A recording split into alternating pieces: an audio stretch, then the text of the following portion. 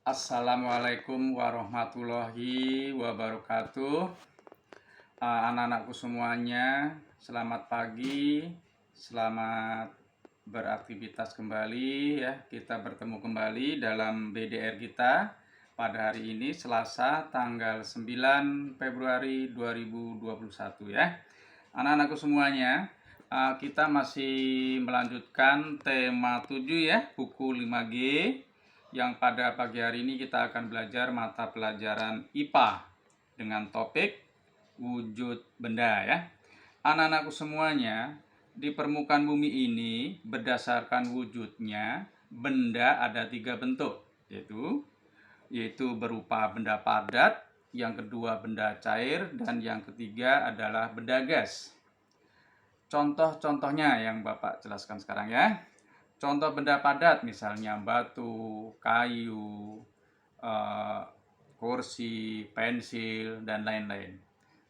Yang kedua, contoh benda cair, misalnya air, minyak goreng, oli, bensin, dan lain-lain.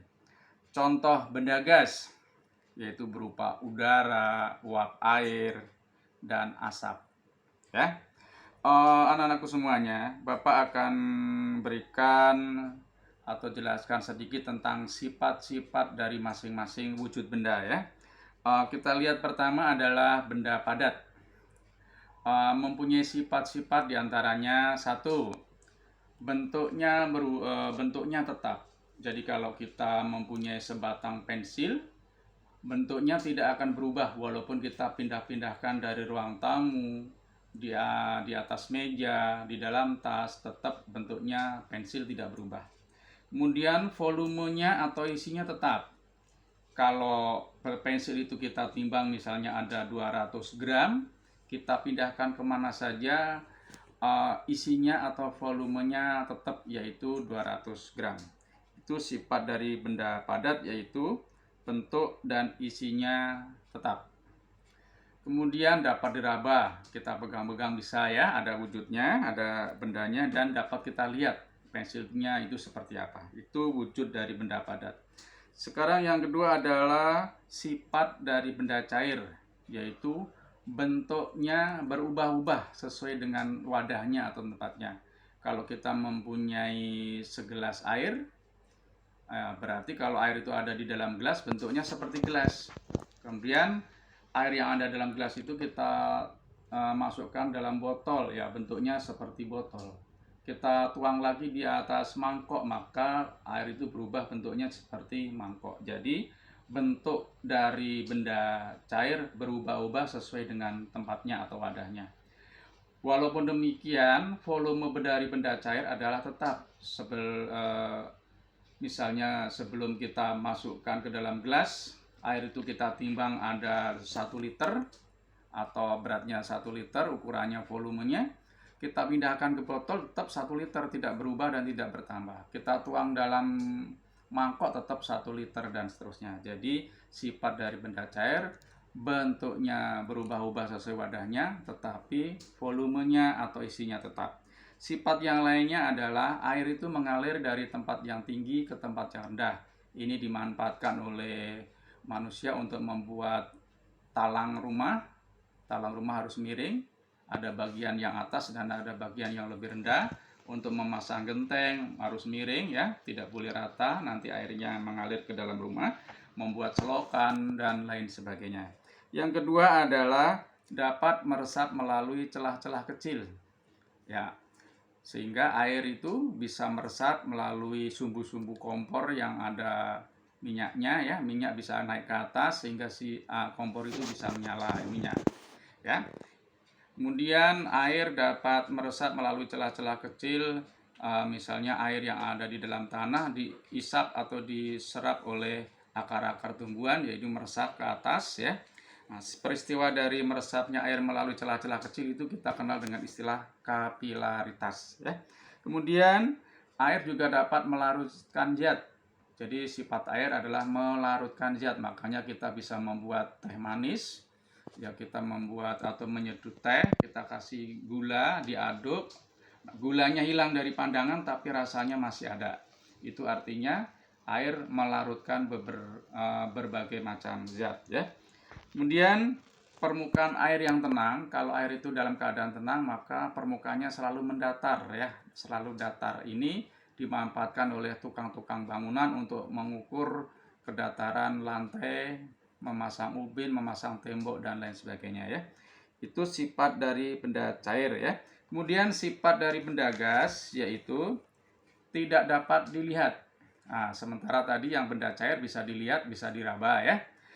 Untuk benda gas sifatnya tidak bisa dilihat, tapi bisa kita rasakan.